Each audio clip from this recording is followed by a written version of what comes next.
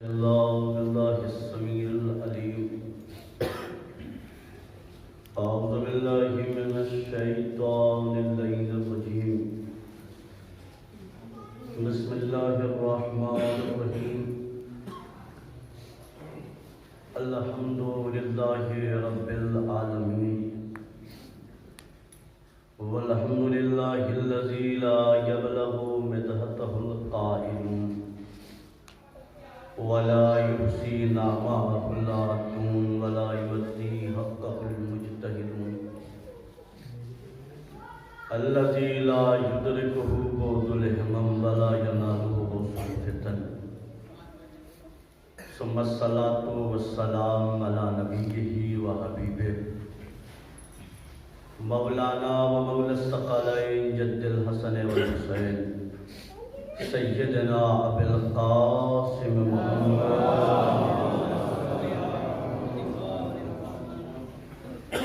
وآلہ الطیبین الطاہرین المعصومین ولعنۃ اللہ علی اعدائہم اجمعین.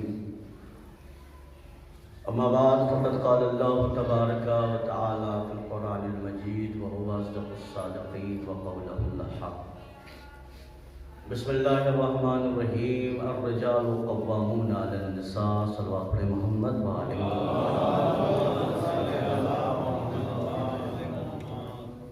حمد و ثنا ہے اس باری تعالیٰ کے لیے جس کے قبض قدرت میں ہماری اور آپ کی جان ہے. بعد درود و سلام محمد وآلہ محمد حضرات. گفتگو کا آغاز کروں سے قبل دو اعلانات سماعت فرمائیں آپ. انشاءاللہ آج شب میں اسی عزا خانے میں ڈاکٹر ریحان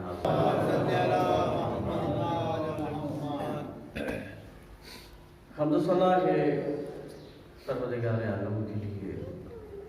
شکر گزار اس ذات والا کا کہ جس نے پھر ہمارے اور آپ کے مقدر میں عبادت ذکر حسین کو تحریر کیا، اور اللہ کرے کہ ہم اس عبادت میں ہمیشہ مشغول رہیں، زندگی کی آخری سانس تک ہم اس عبادت سے منحرف نہ ہوں، کیونکہ ذکر سرکار سید الشہداء وہ عبادت ہے کہ جس عبادت میں ہمیں بہت ساری چیزیں بخشی ہیں، بہت ساری چیزیں عطا کی، اور مسلسل مجالس کسی نہ کسی عنوان سے ہوتی رہتی ہیں، آپ سنتے رہتے ہیں، ملاحظہ کرتے رہتے ہیں. آج کی مجلس ذرا سا ایک کوشش ہے، ایک مرحلے تک لے جانا ہے. میں نے آیت پڑھی ہے الرجال قوامون علی النساء. اللہ نے مردوں کو عورتوں پر حاکم بنایا ہے. پوری دنیا میں کنٹروورسی، ایک ماحول چل رہا ہے کہ اسلام نے عورت کے وقار کو، معیار کو، ذات کو، اہمیت کو کم کیا ہے. پوری دنیا میں سیاست چل رہی ہے کہ اسلام عورتوں کو پیچھے رکھنا چاہتا ہے. پوری دنیا اس بات کو، پوری عالم اسلام کو بدنام کرنے کے لیے ایک سازش چل رہی ہے کہ اسلام وہ مذہب ہے کہ جو عورتوں کو ان کا حق نہیں دیتا، جس نے عورتوں کو دبایا ہے، جس نے عورتوں کے حق کو پامال کیا ہے. جس اسلام نے عورتوں کو اتنے سارے مراحل اور حقوق دیے ہیں، اسے بدنام کرنے کی پوری کوشش کی جا رہی ہے. یورپ سے یہ ہوا چلی ہے، پوری دنیا میں پھیل رہی ہے. اب تو ہمارا ملک بھی نہیں بچا، یہاں بھی کبھی نہ کبھی اس بات کو اٹھا دیتے ہیں کہ اسلام میں عورتوں کے حقوق کو پامال کیا جاتا ہے.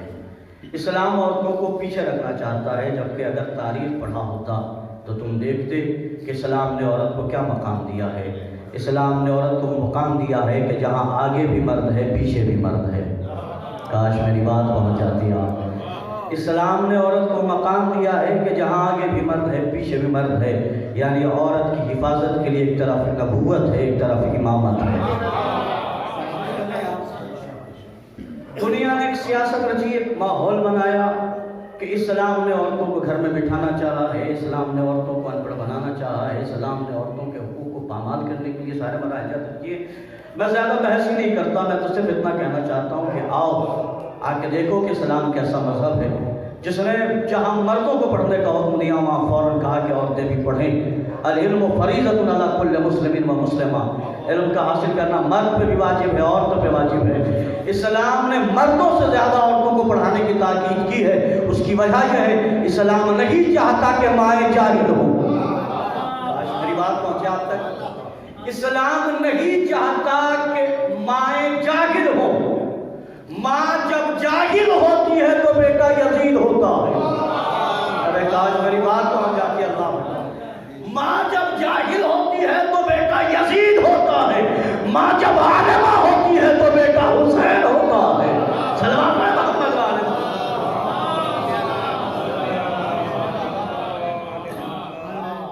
ایک ہوا اور ایک ماحول سازگار کیا گیا کہ اسلام عورتوں کو پڑھانا نہیں چاہتا، اسلام عورتوں کو بڑھانا نہیں چاہتا، اسلام عورتوں کو پیچھے رکھنا چاہتا، جبکہ ایسا کچھ نہیں۔ اسلام نے کیا کہا؟ العلم فریضۃ علی کل مسلم و مسلمہ، علم کا حاصل کرنا واجب ہے مرد پہ بھی عورت پہ بھی، مسلمان مرد پہ بھی عورت پہ بھی۔ آپ پڑھے لکھے لوگ میں اشارہ کرتا، پہلے کہا مسلم پھر کہا مسلمہ، پہلے مرد کا تذکرہ کیا بعد میں عورت کا تذکرہ کیا۔ اصل میں خلقت میں اگر عورت پہلے ہوتی، کیا بات ہے، اگر خلقت میں عورت پہلے ہوتی تو اسلام عورت کا نام پہلے لیتا، لیکن اسلام نے کہا ہم نے مسلمان مرد اور عورت پہ علم کا حاصل کرنا فرض قرار دیا ہے۔ مرد کا لفظ پہلے ہے، عورت کا لفظ بعد میں ہے۔ اس کی وجہ یہ ہے کہ عورت کی حفاظت کی ذمہ داری مرد کی ہے، اور صحیح حفاظت پڑھا لکھا کر سکتا ہے۔ کاش میری بات پہنچتی۔ بھائی جاہل کبھی حفاظت نہیں کر سکتے، آپ پڑھے لکھے لوگ تائید کیجیے گا، جاہل کبھی بھی صحیح حفاظت نہیں کر سکتا، اس لیے کہ جاہل جانتا ہی نہیں ہے کہ حفاظت کس کی جا رہی ہے۔ اسلام نے کہا پہلے پڑھو کہ عورت کیا ہے، پھر اس کی حفاظت۔ آئیے اب کیا ہوا، ایک سیاست ایک ماحول کے لیے حالات کیے گئے کہ عورت مطلب بس ترین طبقہ عورت، اور یہ آج کا ماحول نہیں ہے۔ یہ ہوا یہ کہ جو پرانی تاریخ تھی ان تاریخوں کے اسلام پہ انہیں دیا گیا۔ میں بہت تیزی کے ساتھ کبھی آپ نے سنا بھی ہوگا، بہت تیزی کے ساتھ ایک مسئلے کو آپ کے سامنے عرض کر رہا ہوں، ذہن میں رکھیے گا۔ پوری مجلس کا موضوع عورت ہے، گفتگو یہ موضوع عورت ہے، یہ ذہن میں رکھیے گا۔ عورت خلقت آدم کے بعد سے لے کر آج تک کی تاریخ، سرسری نگاہ پوری تاریخ میں دوڑاتا ہوں، ہر زمانے میں قبل از اسلام تاریخ دو ہے، ایک قبل مسیح ہے ایک بعد مسیح۔ جب آپ ہسٹری پڑھیں گے تو دو رہے گی، ایک قبل مسیح بعد مسیح۔ بعد مسیح یہ جو چل رہا ہے جناب عیسیٰ کے بعد کی تاریخ، قبل مسیح جناب عیسیٰ سے پہلے کی تاریخ۔ جب ہسٹری میں جائیں گے تو ہسٹری وہی حصوں میں بٹتی ہے، قبل مسیح بعد مسیح۔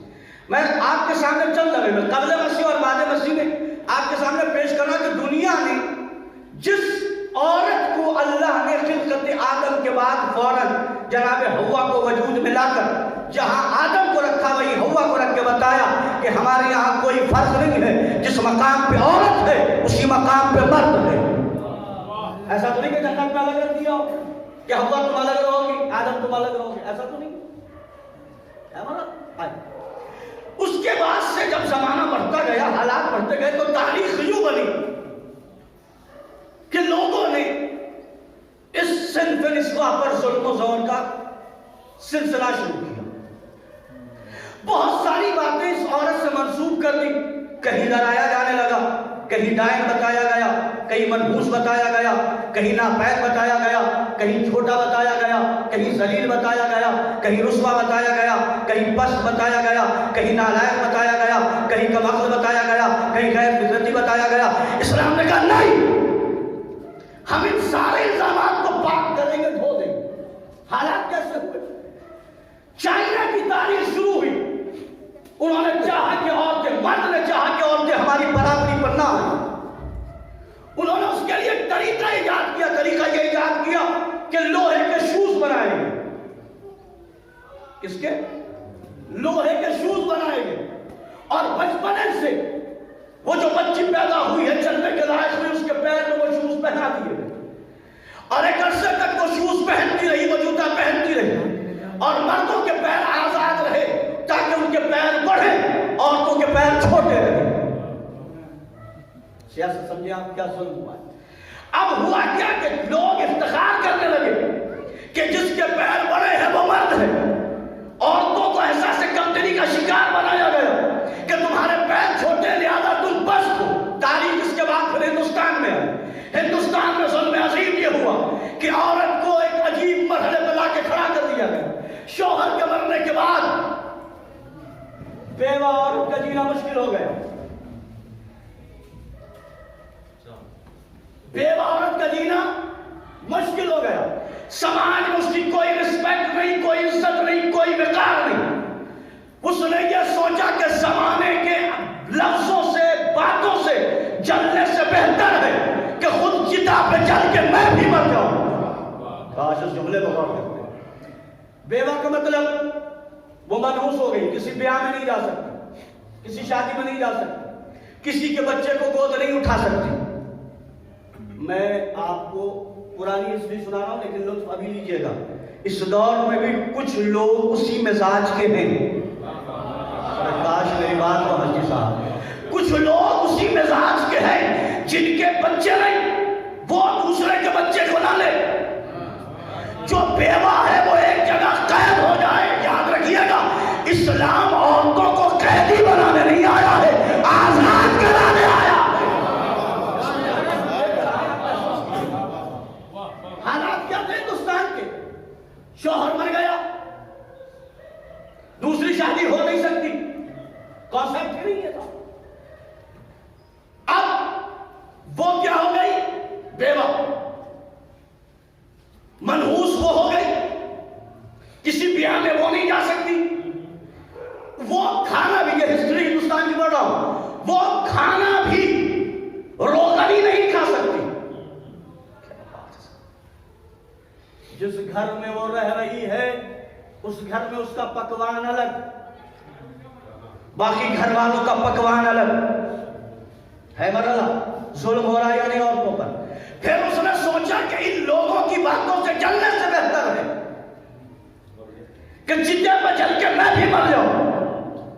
ایک زمانے تک لاکھوں کی تعداد میں ہندوستان میں یہ ہوتا رہا کہ جس چتا پہ شوہر جل کے جلایا جاتا تھا شوہر کی میت کو، اس پہ عورت کو بھی لٹا دیا جاتا تھا، وہ بھی مر جاتی تھی۔ لیکن میرا تاریخ سے سوال یہ ہے، اگر عورت کو تم اتنا لائق سمجھ رہے ہو کہ وہ قربانی دے دے محبت میں، تو کیا کبھی مردوں نے بھی عورتوں کی چتا پہ لیٹ کے اپنی جان دی ہے؟ یہاں آئیے، ہندوستان سے ملتی ہوئی سرحد ایران کی۔ ایران میں حال بڑے عجیب حالات تھے۔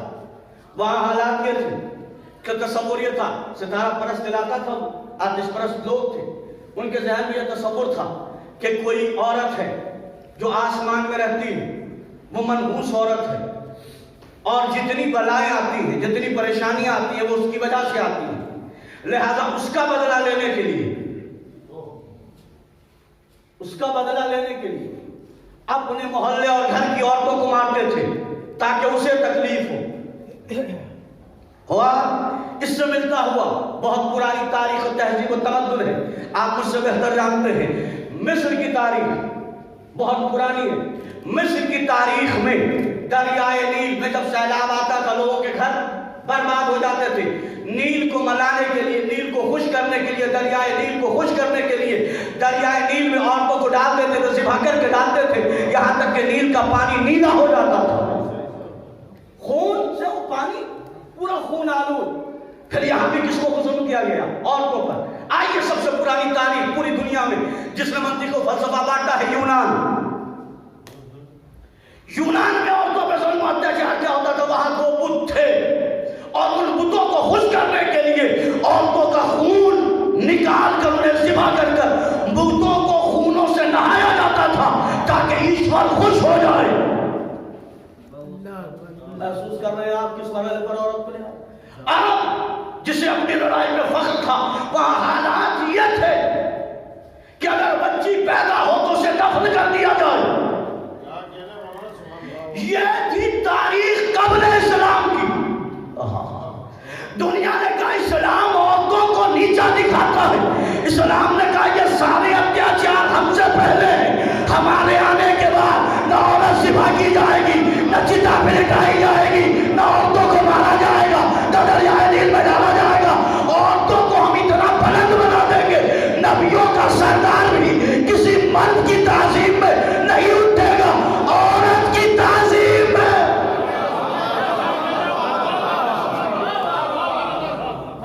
محسوس کر رہے ہیں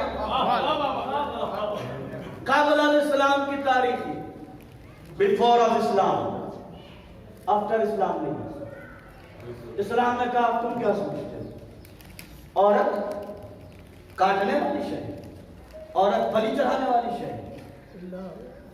نہیں. جملہ سنیے گا، ہندی لفظ ہے لیکن لفظ لے رہا ہوں. عورت بلی چڑھانے والی شے نہیں ہے، عورت وہ ہے جو بلیدان دیتی ہے.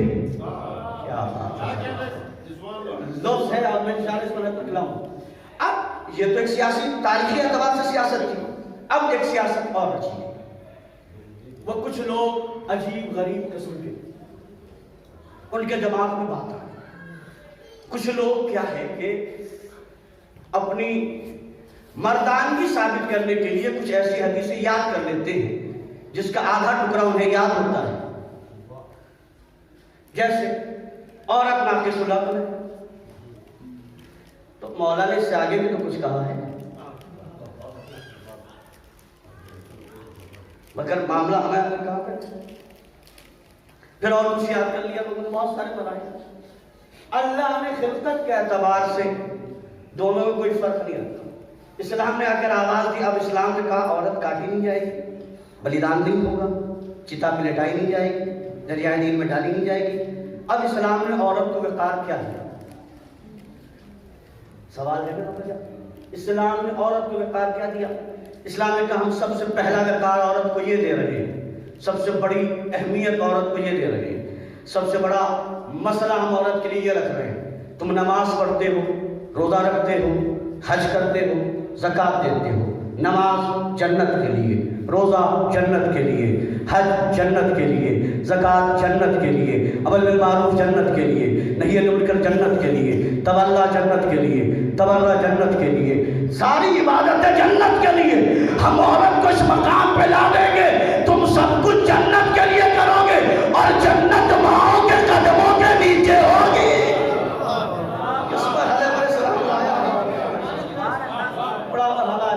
ایک موضوع کے تحت نام پوری مجلس اسی عنوان سے عورت ذہن میں رکھیں گے. اسلام نے عورت کو کیا رتبہ دیا؟ الجنت تحت اقدام الامہات. جنت کس کے قدموں کے نیچے؟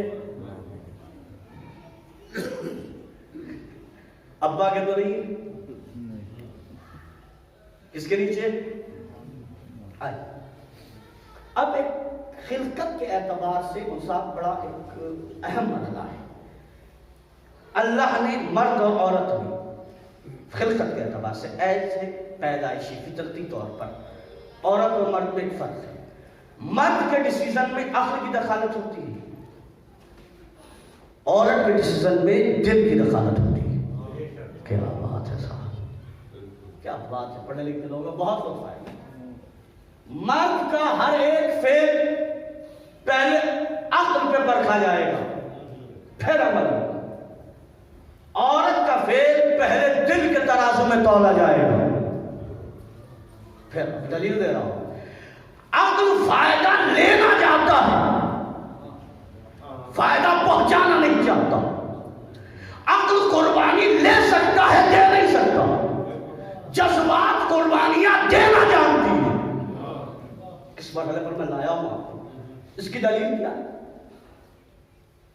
جہاں دل ہے وہاں جذبات ہے، جہاں عقل ہے وہاں چالاکی ہے.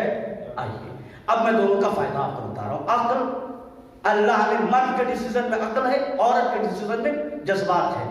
اگر عورت کی خلقت میں اللہ جذبات کو آگے نہ رکھتا تو رات کے 12 بجے روتے ہوئے بچے کو اٹھ کر وہ دودھ پلا کے تھپک کے نہیں سلاتی. بھائی میں جو بات کہہ رہا ہوں، اللہ اکبر. رات کے 12 بجے 2 بجے رات میں سوتا ہوا بچہ بھی لگتا ہوا بچہ جیسے ہی رویا یہ فوراً دوڑی اٹھا کے سینے سے لگایا، فوراً بچے کو دودھ پلایا، تھپک کے سلا دیا. جس کے پاس عقل تھی وہ بستر میں کروٹ بدل کے لیٹ گیا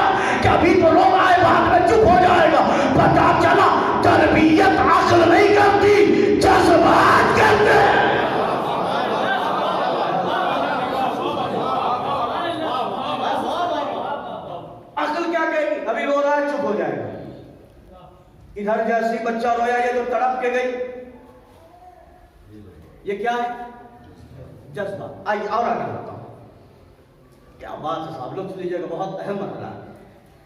عقل نے کہا روز عاشور اور روز اربعین تم نے نام حسین پر اپنے آپ کو زخمی کیا، گھر پلٹ کے آئے تو جو عاقل تھا وہ کہتا کہ خون بہہ گیا ہے، کمزور ہو گئے.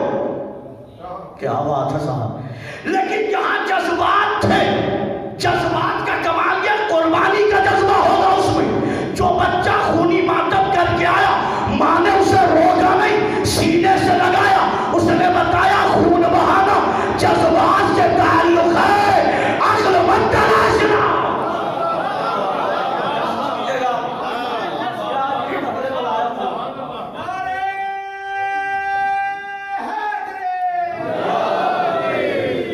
جذبات ہیں، محسوس کرتے رہیے گا. عقل سے آپ دیکھیں، عقل کی بات کر کے ایک فقیر آپ سے آ کر مانگے، ہٹا کٹا ہے، ہاتھ پیر مضبوط ہے، 10 روپے آپ سے مانگے تو آپ عقل سے اگر سوچیں گے تو کہیں گے اسے چاہیے کہ یہ کام کرے.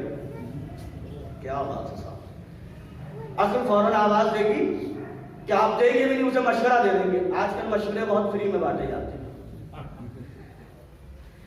مشورہ دے دیں گے تمہیں کام کرنا چاہیے، کیوں مانگ رہا ہو، کیا ضرورت ہے. لیکن جذبات فوراً آگے بڑھ کے کہیں گے یہ مت دیکھو کہ کون مانگ رہا ہے، یہ دیکھو کس کے نام پہ مانگ رہا ہے. کیا بات ہے صاحب. تو فطرت کے اعتبار سے مرد کے فیصلے میں عقل آ گئی، عورت کے فیصلے میں اس کے جذبات آ گئے.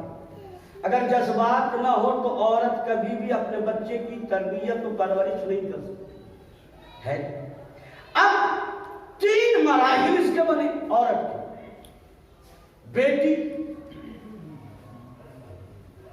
بہو، ماں. تینوں مرحلے بغیر پہرے کے نہیں ہیں. کیا بات ہے صاحب. جب بیٹی ہوئی تو باپ کا پہرا،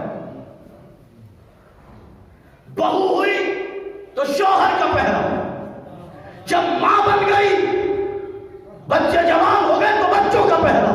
جملہ سنیے گا، میرے پروردگار ایک صنف نسواں کو کسی بھی مرحلے پہ بغیر پہرے دار کے چھوڑا نہیں. آواز آئے گی حفاظت قیمتی شے کی جاتی ہے. میری بات کو ہر چیز کسی ایک مرحلے پر پیدا ہوئی تو باپ محافظ، گھر گئی بیوی بن کے تو شوہر محافظ، جب بچے جوان ہو گئے تو کون محافظ ہے؟ یہ مرحلے آئے. جب بیٹی تھی تو سماج نے کہا زحمت ہے، نبی نے کہا رحمت ہے. کیا بات ہے میرے بھائی، میں کس مرحلے پر لے آیا آپ کو. اللہ اکبر. جب پیدا ہوئی تو سماج نے کہا زحمت ہے، نبی نے کہا رحمت ہے. روایت کا ذمہ دار مولوی عروج ہے، اور جو روایت پڑھا اگر اچھی لگے تو میرے حق میں دعا کر دیجیے. چاہیے پوری روایات اٹھا کے دیکھیے، کہیں نہیں ملے گا کہ اللہ نے 3 بیٹوں پہ جنت واجب کی ہو. لیکن یہ روایت میں ہے جس کی 3 بیٹیاں ہو جائے اس کے لیے جنت واجب ہے.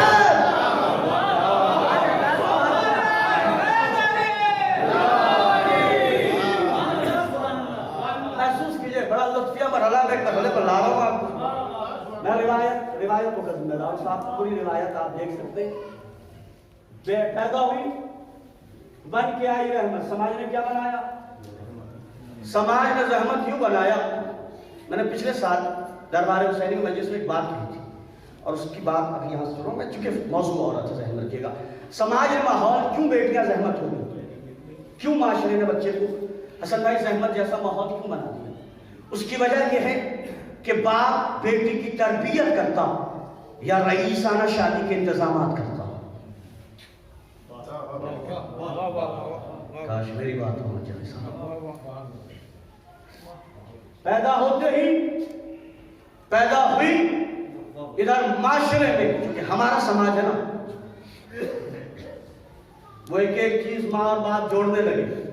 بیٹی کو یہ بھی دینا ہے، بیٹی کو یہ بھی دینا ہے، بیٹی کو یہ بھی دینا ہے، بیٹی کو یہ بھی دینا ہے. اور جو لیتا ہے وہ اتنا ذلیل ہوتا ہے کہ وہ شادی سے پہلے بھی مانگتا ہے, شادی کے بعد بھی مانگتا ہے. ارے میری بات پہنچے تو بولیے گا. جو لیتا ہے وہ اتنا ذلیل ہوتا ہے, وہ شادی سے پہلے بھی مانگتا ہے, شادی کے بعد بھی مانگتا. تو سن لو, بھکاریوں سے شادی مت کرو.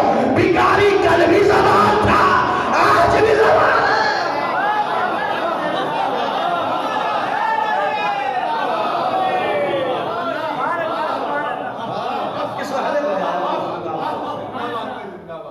شادی سے پہلے بھی مانگنا, شادی کے ہے برا یا. اچھا یہ طریقہ بدلا ہے مانگنے کا, یہ انٹرنیشنل بھکاری ہے. طریقہ بدلا ہے, حق تو نہیں مانتے, جو چاہے وہ بیٹی کو دے دے. اچھا اگر باپ جو چاہے بیٹی کو دے دے تو پھر بعد میں تانا مت دینا. لیکن میں کیا کروں, معاشرہ اتنا گر گیا ہے کہ لوگ 10 لوگ میں کہتے میری بہو تو یہی لائی تھی. ہے یا نہیں یہ معاملہ؟ سماج کو خراب ہوا صاحب. میں جس مرض کو مدے پر آپ کو لے کر آیا ہوں, کیوں خراب ہوا؟ بچی پیدا ہو گئی, ماشاءاللہ لڑکیوں کی شادی اتنی آسانی سے ہو جاتی ہے کہ امیروں کے لیے ہوگی. بے شک ہے اللہ. اب ماحول بن گیا ہے, زمانہ آ گیا. پہلا مرحلہ جہیز دینا, اور آنے والی مائیں دیکھتی ہے, بہو میں دیکھتی ہے, بیٹیاں آنے کے بعد دیکھتی ہے جہیز میں کیا لائی, کیا دیا ہے. اور نے سونا دیا, 4 تولے چاندی دیا, بیڈ کیسا دیا, تکیا کیسا دیا ہے. اچھا کمال ہے صاحب, جہیز میں اب عالم یہ ہے کہ جہیز میں گیس کا چولہا بھی آ رہا ہے. میں کہنا چاہتا ہوں, آپ دیکھیے کتنی قوم مر گئی ہے جس لڑکے کے اندر اوقات نہ ہو کہ وہ چولہا خرید سکے. کیا آج میری بات کو مسجد پر ہے, آپ میرا ساتھ دیتے اللہ اکبر. بھائی جس کی اوقات ایک چولہا خریدنے کی نہیں ہے, وہ چولہا زندگی میں چلا کیسے سکتا ہے؟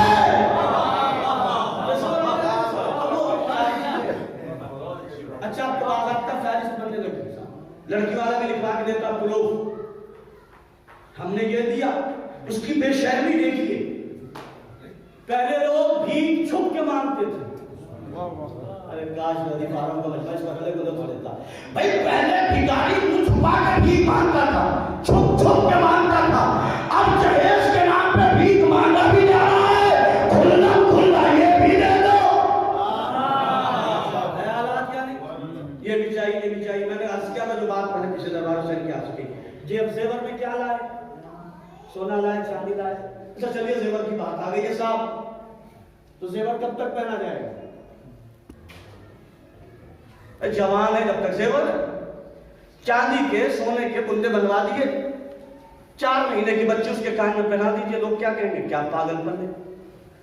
5 سال کی بچی پہنا دیجئے, لوگ کہیں گے دماغ خراب ہو گیا, بچی کو اتنے زیور پہنانے کی ضرورت کیا ہے.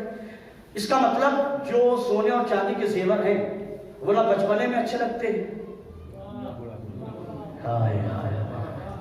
بڑھاپے میں کوئی عورت زیور میں آراستہ ہو کر آ جائے, پوری عورت کہیں کہ دلیل پاگل ہے, بڑھیا ہو گئی, ابھی تک شوق اس کے ختم نہیں ہوئے. پتا چلا یہ جو زیور مارکیٹ سے لے رہے ہو, یہ نہ بچپنے میں کام آئے گا, نہ بڑھاپے میں کام آئے گا, بس جوانی میں کام آئے گا. تو کیوں نہ ایسا زیور تلاشا جائے جو بچپنے میں بھی کام آئے, جوانی میں بھی کام آئے, بڑھاپے میں بھی کام آئے. وہ زیور کیا ہے, آگے نہ ان سے پوچھیں گے, نہ ان سے, نہ ہما سے پوچھیں گے, نہ ان سے پوچھیں گے, جناب سیدہ سے پوچھتے ہیں, بی بی عورتوں کا سب سے بڑا زیور کیا ہے؟ فرمایا وہ حیا کا زیور ہے, جو بچپنے میں بھی اچھا ہے, جوانی میں بھی اچھا ہے, بڑھاپے میں بھی اچھا ہے.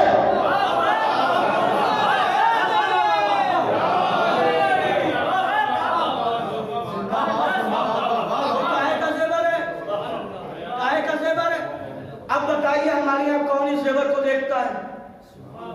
کیا بات ہے, کبھی کسی نے تعریف کی کہ آپ کی بہو بہت باحیا ہے؟ کبھی کسی نے تعریف کی کہ آپ کی بہو بہت با پردہ ہے؟ یہ سماج کی دین ہے.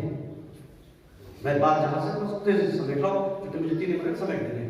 بچی پیدا ہوئی, ذہن میں ٹینشن پہلے, زیور کیا دیں گے, شادی میں ان کو نہیں بلایا, ان کو نہیں بلایا, ان کو نہیں بلایا, وہ اٹھ جائیں گے. کھانا شاندار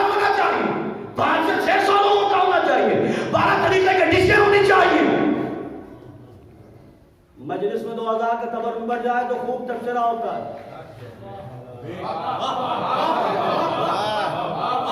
2-4 ہزار روپے ذاکروں کو دے دیے جائے تو بڑا تبصرہ ہوتا ہے. ان پیسوں کو بچائیے. غریبوں کی شادی کی جو جاہل حسین کا پیسہ تو کٹ جائے، تیرے بیٹے کے ولیمے کا، بیٹے کی شادیوں کا. اچھا ہم جیسے مولوی بولتے بھی نہیں صاحب، ہم تو یہاں خوب بول دیں گے، شادی میں کھڑے ہو کے نہیں بولتے. پتا ہے کہ اگر بول دیا تو آنے والا کہے گا آپ کے ابا کے پیسے کا نہیں ہو رہا مولانا صاحب، تو مجلس کرانے والا بھی کہے کہ آپ کے ابا کے پیسے کا نہیں ہو رہا ہے. یار ہم نے اتنا مہنگا کر دیا ہے سسٹم. اللہ، مجھے بہت اچھا لگتا ہے جب لوگ کہتے ہیں کہ صبح کا کھانا بند ہو. ہم بھی کہہ رہے ہیں بھیا بند ہو، لیکن یہ جو ولیمہ علی شان ہو رہا ہے بڑا عجیب مولوی ان کے باپ چھیڑ دی ہے صاحب. فرق پڑتا نہیں کیونکہ آپ کا بچہ ہوں، آپ نے بس پڑھاؤ اور آپ کے سامنے میں کبھی اس مرحلے پر تو آواز اٹھے. روایت ہے، تاریخ ہے. اگر ولیمہ جا کے دیکھ لیجیے گا، ولیمہ 5 آدمی میں بھی ہو تو ولیمہ ہے. اللہ اکبر. 5000 میں بھی ہو تو ولیمہ ہے. ولیمہ بریانی پہ بھی ولیمہ ہے، قورمے پہ بھی ولیمہ ہے. تو نیچے کھلا تو کیا ہوگا؟ کہنے لگے مولانا ہماری جو عزت ہے وہ ختم ہو جائے گی. ہو جائے گی. تمہاری عزت دعوت سے ہے، حسین کی عزت، قوم کی عزت عزاداری سے ہے. اب ہم نے شادی کو بہت مہنگا بنا دیا، پتہ نہیں کس مرحلے پر آئے اور ہم طرز کرتے ہیں. اچھا جی حالات ہے صاحب. کھانے کے بعد دیکھیں قوم کو تو کبھی شانتی نہیں کیا جا سکتا. یہ نہ صبح میں شانت ہے نہ ولیمے میں شانت ہے. صبح کے کھانے میں یہ قوم اتنی چالاک ہے کہ مرنے والے کے بیٹے سے ہی کہتی ہے ذرا گرما گرم روٹی لانا. جی جانے کے بعد کہتی ہے کہ کھانے میں نمک زیادہ تھا کم تھا. اس کا مطلب یہ پرسے کے لیے نہیں آیا. ہوشیار نہیں ہے. شادیوں کو آسان بنایا جائے. بہر کیا پہلا مرحلہ یہ ہو گیا. دوسرا وہ بیوی بن کے آئے. اب شوہر حاکم ہوں میں اس کا باس ہوں. میں جو اس سے کہوں گا یہ وہی کرے گی. انا گئی نا. میں جو چاہوں وہ یہ کرے گی. خبردار ابھی رکو. اسلام نے کہا شادی کرنے سے پہلے ماں باپ کو متوجہ کیا. سنو یہاں یہ لڑکی ہے پھر بکری نہیں ہے. سب سے پہلے یہ کہ یہ دیکھو کہ اپنی بیٹی کے لیے شوہر کو تلاش رہے ہو. پہلے دیکھو کہ تمہاری بیٹی کے لائق ہے یا نہیں. مجھے پتا تھا کہ اتنی آسانی سے سن لیا جائے گا. کیا حکم دیا؟ خبردار بیٹی ہے تمہاری، تم نے پاک دوست کے بڑا کیا ہے تو ایسا نہیں کہ کوئی تمہارے بھائی کا لڑکا اور فلاں کا لڑکا فلاں کا لڑکا اور لڑکی تو ہو M S C B Ed کام ایم بی بی ایس اور لڑکا مٹھا ٹیک ہو. اب تم شادی یہ سوچ کے کر دو کہ رشتہ دار ہے. شریعت کا خبردار شادی ہوگی تو دونوں کف ہوں گے. کیا بات ہے صاحب. حکم شریعت کا. اب بنی کے یہاں چائے باندھ دے. حکم شریعت کا لڑکی جس معیار کی ہے اسی معیار کا لڑکا ہو. کیا بات ہے صاحب. تم لڑکی کے معیار پہ لڑکا دیکھو. اب بھی فل آتھرائز نہیں دیا اور صاحب بیٹھے میرے بات کی تائید کریں گے اور جو اس مرحلے سے گزر گیا وہ بھی تائید کریں گے. ہو گیا تم نے رشتہ کر دیا. اب قبول کرنا لڑکی کا کام ہے. کیا بات ہے صاحب. ابا نہیں کہیں گے کہ ہمیں قبول ہے. اماں نہیں کہیں گی. مولانا پہلے لڑکی کے پاس جائیں گے اور اس سے اجازت لیں گے. اگر وہ منع کر دے. کیا بات ہے صاحب. اگر وہ منع کر دے ختم، کوئی ضرورت نہیں. اگر وہ ہاں کہہ دے تو لڑکے میاں دلہا جو بنے عزت بچ کے آ جائے گی. اگر اس نے منع کر دیا تو بارات واپس آ گئی دلہن بن کے. سنیے گا دلہن بن کے آ گئی سمیٹ ڈرامہ. اب تم یہ مت سوچنا کہ تمہارے گھر میں نوکر آ گئی ہے. شریعت ہے. سنیا امام فرماتے ہیں حدیث کا جو ایک نچوڑ ہے، تم جو لڑکی لا رہے ہو نا، اگر اسے عادت نہیں ہے کہ وہ گھر میں کام کرتی تھی اس کے گھر میں خادمہ اور نوکرانی تھی، اس کی عادت یہ ہے تو شادی کرنے سے پہلے یا تو اپنی صلاحیت ٹٹول لو. ارے کاش میری بات کو سمجھ گیا.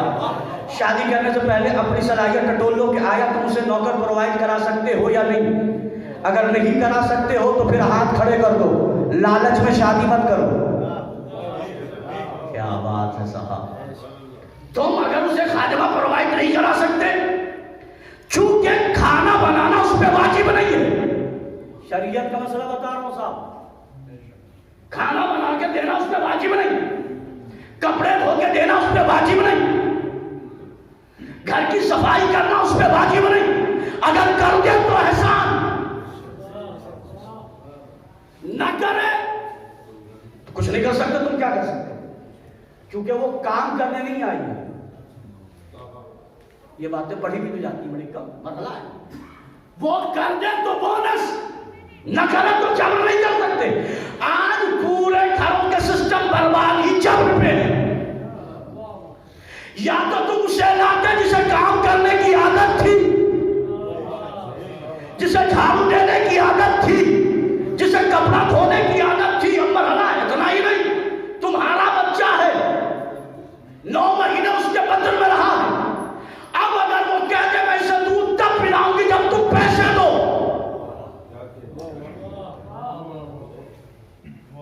کیا ہے حکم شریعت کا؟ اگر وہ مطالبہ کرتے تو دودھ پلائی کے پیسے دینا واجب ہے. میرے اللہ، بیٹا اولاد دونوں شریک ہیں. تو باپ کو کہہ رہا اگر یہ بیوی کہہ دے کہ میں نے تیرے بچے کو دودھ پلایا ہے تو اس کے پیسے مجھے چاہیے. کیا مرحلہ ہے کا بتانا چاہ رہی ہوں. یہ نوکرانی بن کے نہیں آئی ہے. ہائے ہائے اللہ اکبر. اس کا مزاج دیکھو اب ہو گیا مرحلہ. گھر میں لے آئے. سنیے روایت آپ سے. امام فرماتے ہیں، جملہ سنیے گا، اور رات میں نے یہ روایت پڑھی ہے رومتے کھڑے ہو گئے. مولا فرماتے ہیں وہ شخص جنت میں جا ہی نہیں سکتا جس سے اس کی زوجہ ناراض ہو. شریعتی مسئلے پر، کسی اور والے پہ نہیں ہے نا. آئیے زوجہ بن کر آگئی گھر میں. ہمارے دماغ میں کیا گیا ہم تو ہیں اس کے حاکم. حاکم نہیں ہے. نبی فرماتے ہیں عورت زن یا گل است نہ کہ خدمت کار است. عورت پھول ہے، تمہاری نوکرانی نہیں ہے. یہ مرحلے پہ لے آیا. پہلے مرحلے پر رحمت، دوسرے مرحلے پر آ گئی. اب کیا ہوگا صاحب کا سنو. دوسرے مرحلے پر اتنی بڑی سند بنا دی ہے کہ تم سوچ بھی نہیں سکتے. کیا ہے میرے پروردگار؟ آپ تک جتنی عبادتیں کی تھی تمہارا ایمان ناقص تھا. کیا بات ہے صاحب. اللہ اکبر. تمہارا ایمان کیا تھا؟ حج کر کے آ گئے ایمان ناقص، زیارت کر کے آ گئے ایمان ناقص، روزہ نماز کر کے ایمان ناقص، سارے کام کر لیے ایمان ناقص. لیکن جیسے ہی گھر میں زوجہ آ گئی ایمان کیا ہو گیا؟ رحمت. ادھر ایمان مکمل. آخری بات اب مجلس تمام ہو جائے گی. عورت اتنی دیر سے مولوی عروج بول رہا ہے. عورت کا مطلب کیا ہے؟ عربی لفظ ہے عورت. عورت کا مطلب اب وجہ یہ ہے میں آپ کو بتاؤں. اسلام عربی کا جو ٹرانسلیٹ کیا گیا صاحب انگلش میں تو عورت مطلب فیمیل. ٹھیک ہے، میل اینڈ فیمیل، عورت اینڈ مرد. لیکن عورت عورت ہے. لغت کے اعتبار سے لطف آئے گا. جی میل اور فیمیل الگ چیز. اسلام نے کیا کہا؟ عورت. عورت کا مطلب عربی لفظ میں کیا ہے؟ عربی لغت میں عورت مطلب جو چھپی ہو. کیا بات ہے. مرد کے لیے نماز میں اپنی شرمگاہ یعنی عورتین کا چھپانا واجب ہے. یعنی عورت مطلب چھپی ہو. لفظوں کی خطابت سنیے گا. یعنی جب تک چھپی ہے تب تک عورت ہے. آج میری بات وہاں جاتے صاحب. عورت کا مطلب چھپی ہوئی، تو جب تک چھپی ہے تب تک عورت ہے. اگر پردے سے باہر میدان میں آ جائے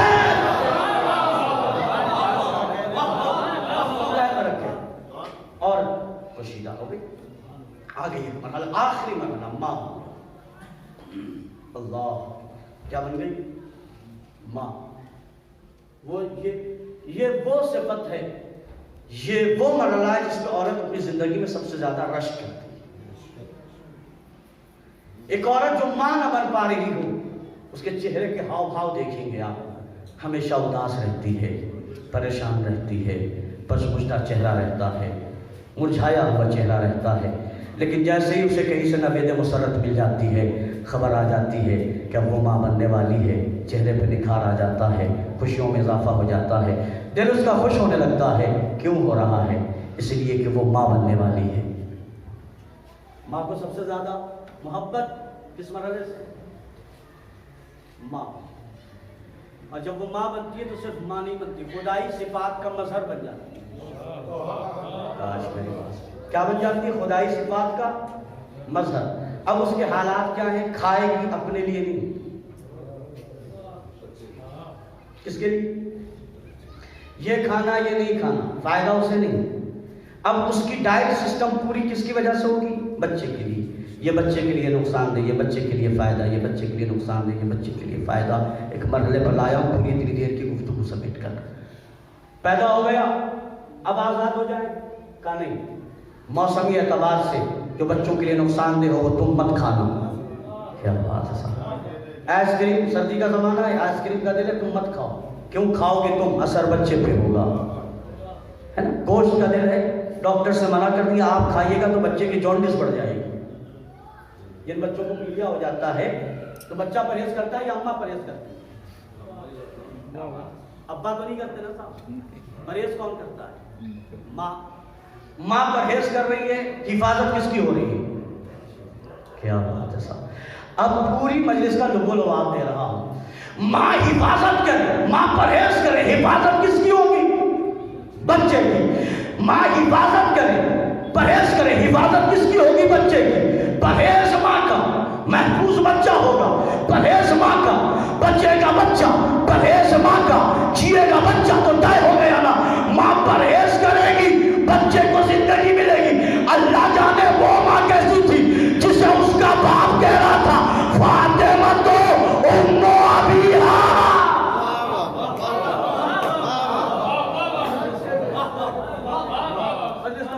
سمیٹ دیا۔ اب مجھے بتائیے، اس مرحلے پر آگے اب مولا نے فرمایا الجنت تحت اقدامہم، جنت ماؤں کے قدموں کے نیچے۔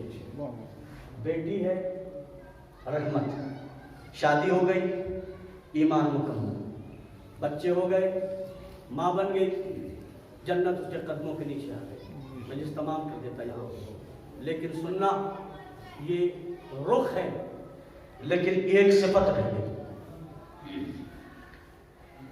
اللہ اکبر! ایک صفت رہ گئی، فیض عجیب مرحلہ ہے اور وہاں پہ لا رہا ہوں۔ کائنات کی ساری بیٹیاں ہوں، محمد جیسی بیٹی کسی کو نہیں ملی۔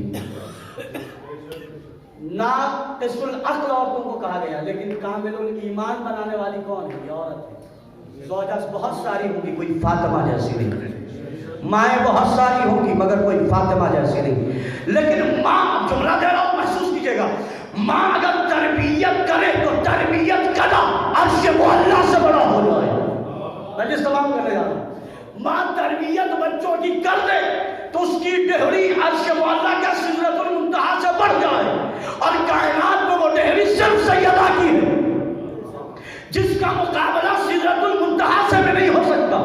بھائی دلیل کیا ہے؟ کہ سدرۃ المنتہا وہ ہے کہ جہاں جبرائیل رک جائے، در زہرا وہ ہے جہاں محمد رک جائے۔ اب جملہ سنیے گا، سدرۃ المنتہا وہ ہے جہاں جبرائیل بڑھے تو بالوں پر جل جائے، جہاں بالوں پر جلے وہ سدرۃ المنتہا ہے، جہاں سے بالوں پر ملے وہ در زہرا ہے۔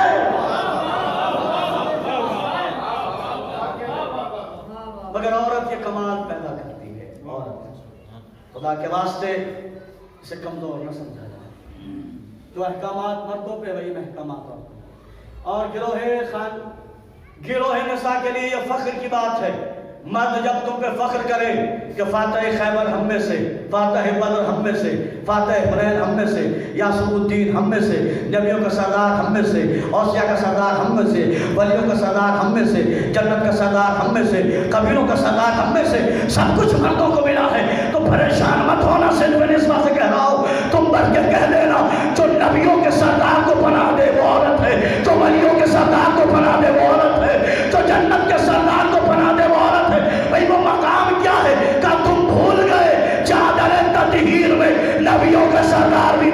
ولیوں کا سردار بھی تھا، اماموں کا سردار بھی تھا، جنت کا سردار بھی تھا، اور صرف زمینی سردار نہیں تھے، آسمانوں میں جو فرشتوں کا سردار تھا وہ بھی ایک عورت کی چادر کے تلے تھا۔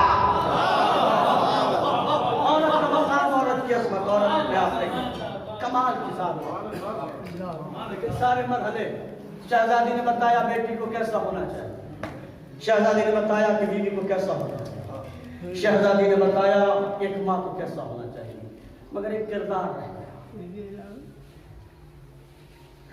وہ کردار بڑا مضبوط کردار تھا، وہ کردار تھا بہن کا کردار۔ کائنات کو کیسے پتا چلے کہ ایک بہن اور بھائی کا پیار کیا ہوتا ہے؟ کائنات کو کیسے پتا چلے کہ بھائی اور بہن کو محبتیں کیسی ہوتی ہے؟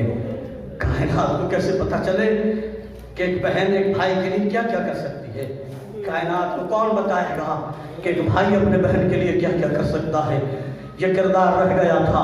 آواز دی پریشان مت ہو، ماں کا کردار زہرا نے بتایا ہے، بیوی کا کردار زہرا نے بتایا ہے، بیٹی کا کردار زہرا نے بتایا ہے، اب بہن کا کردار ثانیہ زہرا بتائے گی۔ ایک بہن کو کیسا ہونا چاہیے، ایک بہن کو بھائی کے لیے کیسا ہونا چاہیے؟ اجرتم من اللہ، اللہ کوئی غم نہ دے سے بھائی غم تمہیں کربلا ہے۔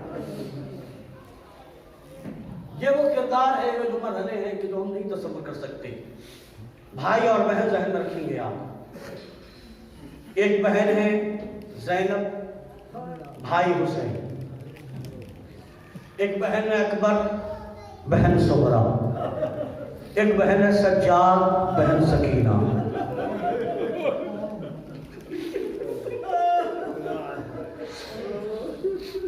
میں شاید اس مرحلے کو پڑھ دوں، آپ پہنچ جائیں گے۔ پوری روایت کا ذمہ دار کیمرے کی نگرانی میں عادت یہ ہے کہ میں بات فطری پڑھتا ہوں، نہیں چاہتا کہ ادھر ادھر آپ جاؤ، لیکن اس وجہ پر لایا ہوں۔ حسین زینب، اکبر صغرا، سجاد سکینہ، پوری روایت کا ذمہ دار ہوں۔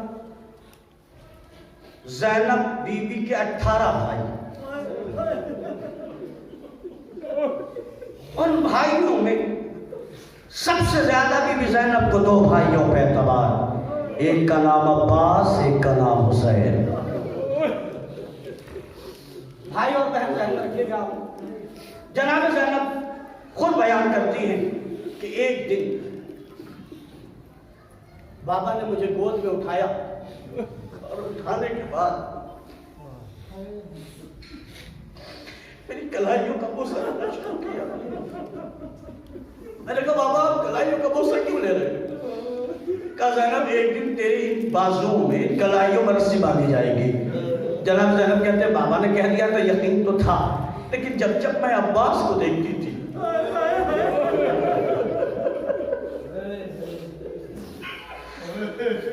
اپنے بھائی مسلم کو دیکھتی تھی، اپنے بھیا حسین کو دیکھتی تھی، میں سوچتی تھی کہ جس کے پاس عباس جیسا بھائی، اس کی کلائیوں میں رسم کون باندھے گا؟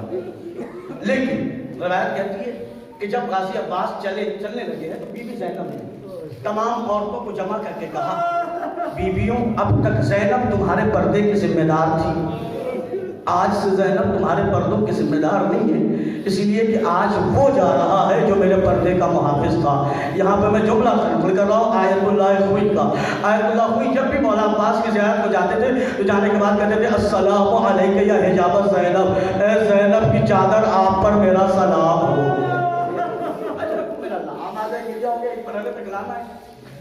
لیکن جو روایت ہے، جو مرحلہ، جب تک حسین اور عباس زندہ رہے بھائی کے سامنے بہن پہ ظلم نہیں ہوا۔ کاش میری بات پہنچ جائے۔ جب تک حسین زندہ رہے، جب تک عباس زندہ رہے، نہ زینب کو تماچے لگے، نہ زینب کو تازیانہ لگا، نہ زینب کے رضا چھینی گئی۔ کب تک؟ جب تک حسینب کا بھائی زندہ تھا۔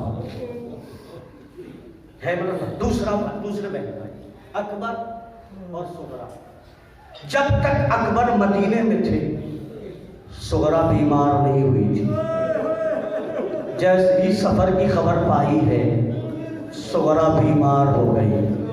مرحلہ آپ کے سامنے عرض کر رہا ہوں.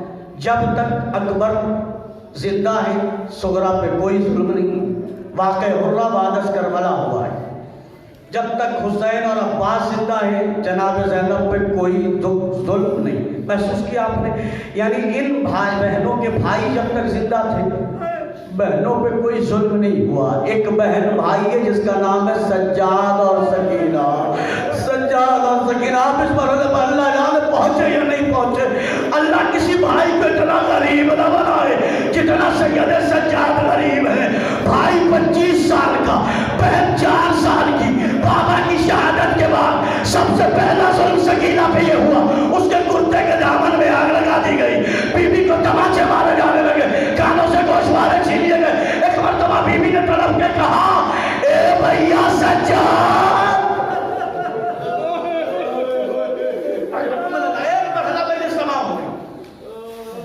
سجاد زندہ ہے، بی بی سکینہ پہ ظلم ہو رہا ہے. اتنی مسائل پڑھ رہا ہوں اللہ جانے اس مرحلے پر. مولا ایک صحابی جس کا نام ہے میں کہا ایک دن میں نہا لاگے کہتا مولا یہ بتائیے آپ کی بہن پہ ظلم کیا کیا ہوئے اور آپ پہ ظلم شدید کیا تھا. میرا مولا کہتا منہال تیری کوئی چھوٹی بہن ہے. منہال کہتا ہو کہ منہال یہ مرنا اگر اس پر ظلم ہو اور تو بچا نہ سکے تو کیا کرے گا. کہا مولا مر جانے کی دعا کروں گا.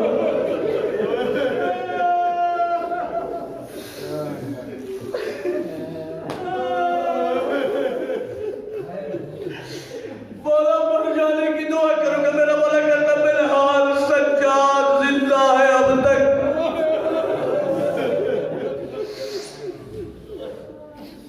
روایت ادھوری پڑھی جاتی مکمل کر رہا ہوں. منہال سجاد زندہ ہے اب تک. میرا مولا کہتا منہال 11 محرم کو ہمیں اونٹ پہ بٹھا کے لے جایا گیا. منہال 4 سال کی سکینہ، آپ سال سکینہ پہ اونٹ پہ بٹھایا گیا. ہمارے اونٹ چلائے جا رہے تھے جس پہ سکینہ بیٹھی تھی منہال اسے دوڑایا جا رہا تھا. منہال بچی کب تک سمجھتی.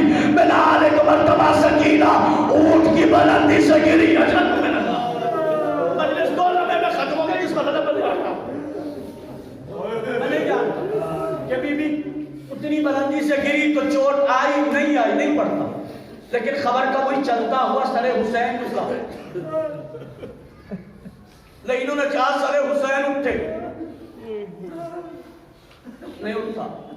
سید سجاد کے پاس پہنچے تمہارے بابا کا سر نہیں اٹھتا. پتہ ہے جملہ کیا کہا؟ بابا سجاد نے اب تازیانے کھانے کی طاقت نہیں چھوڑی. بابا آپ کا سر آگے کیوں نہیں بڑھتا؟ کہا سجاد سکینہ ناقے سے گر گئی ہے. جناب زینب تلاش کی بھی گئی، لے کر آ گئی. نہیں پڑھنا مجھے جس مرحلے پر لایا ہوں اب توجہ کیجیے گا. 4 سال کی بچی کتنی کمزور، بھوکی وہ ہے، پیاسی وہ ہے، زخموں کے نشان اس کے ہیں. باپ سے بچھڑنے کا غم اسے ہے، ابو سے بچھڑنے کا غم اسے ہے، اکبر کی شہادت کا غم اسے ہے، اصغر کی شہادت کا غم اسے ہے. باپ کے سینے پہ سونے والی سکینہ باپ کے بعد سو نہیں پائی. آنکھوں میں نیند کا خمار اس کے ہے، پریشان وہ بیوی ہے. ایک مرتبہ ظالم نے سکینہ کو بالوں سے پکڑ کے اونٹ جو بیٹھا ہوا تھا اونٹ کے اوپر سینے کے بل سے لٹایا. اونٹ کھڑا ہوا، رسیوں سے جکڑ کے باندھا، سکینہ کو پشت کے بل اونٹ پہ لٹایا. اب میرا مولا کہتا میرا حال جیسے جیسے اونٹ چلتا تھا سکینہ تڑپ کے کہتی تھی اے بھیا میرا سینہ زخمی ہوتا جا رہا. میں نے کہتا مولا پھر کیا ہوا؟ کہ میرا حال اب جو قافلہ روکا گیا میں نے اونٹ سے گرایا، سکینہ کے علاقے کے پاس پہنچا. میں نے حال پورے اونٹ کی پشت سکینہ کے خون سے رنگین تھی. میری بہن بے ہوش تھی. میں نے حال ہوش میں لانے کے لیے کیا کرتے کہ مولا پانی ڈالتے. کہ سجاد اتنا غریب تھا، میری بہن بے ہوش تھی، میں پانی بھی نہ ڈال سکا. رخسار پہ رخسار رکھا، سکینہ کو ہوش آیا، کہنے لگی اے بھیا